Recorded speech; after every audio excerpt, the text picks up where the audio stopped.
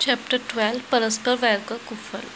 किसी कुएं में मेंढकों का राजा गंगदत्त नामक मेंढक रहता था।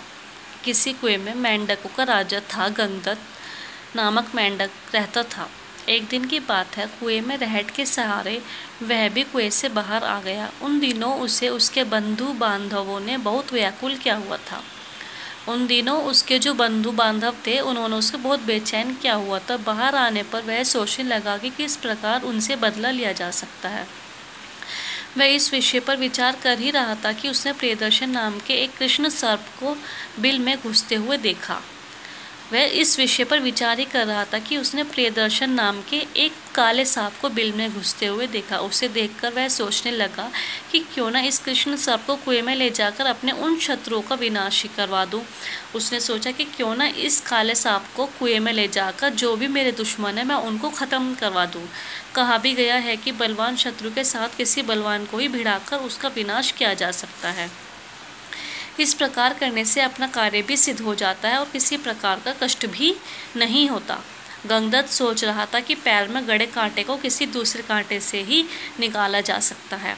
वह क्या सोच रहा था कि जो पैर में गड़ा कांटा है उसको किसी दूसरे कांटे से ही निकाला जा सकता है। उसी प्रकार अपने सबल उग्र शत्रु को किसी उग्र और सबल के साथ भिड़ाकर ही बुद्धिमान व्यक्ति को उसका उन्मूलन करना चाहिए। यह सोचकर वह उस सर्प के बिल के समीप उसे बुलाने लगा। उसकी आवाज़ सुनकर प्रियदर्शन ने अनुभव किया कि वह प्राणी तो उसकी जाति का है नहीं, किंतु सर्प के अतिरिक्त इस लोक में मेरा किसी अन्य से परिचय नहीं है।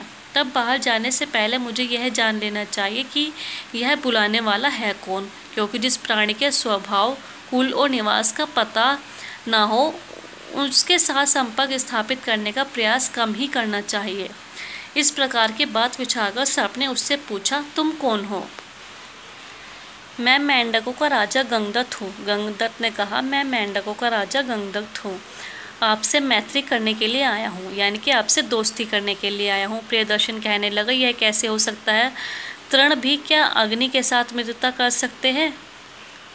वो कहता है कि क्या तृण यानी कि जो सूखा तिनका है, क्या वो अग्नि के साथ, आग के साथ दोस्ती कर सकता है?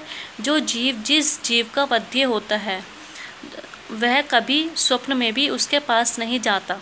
यानी कि जो जीव जिसका वध्य मतलब मार डालने योग्य होता है वह कभी स्वप्न में भी उसके पास नहीं जाता। तुम ये व्यर्थ की बात क्यों कर रहे हो? गंगदत्त कहने लगा, आप कहते तो ठीक है, आप हमारे स्वाभाविक शत्रु हैं, किंतु इस समय मैं किसी अन्य शत्रु के तिरस्कार से क्षुब्ध होकर आपके शरण में आया हूँ।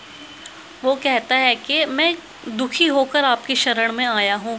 कहा भी गया है कि सर्वनाश की स्थिति में अथवा अपने प्राणों के विनाश काल में मनुष्य को चाहिए कि वह आवश्यकता अनुसार शत्रु की अधीनता स्वीकार करके भी अपने प्राण और धन की रक्षा करे। सर्प ने पूछा, बोलो किसने किया है तुम्हारा अपमान? मेंढक बोला, और किसी ने नहीं, मेरे अपनों ने ही मेरा अपमान किया है। तुम रहते कहाँ हो? उसने पूछा। सर्प ने, बावली में, किसी कूप में, किसी सरोवर में या किसी झील में।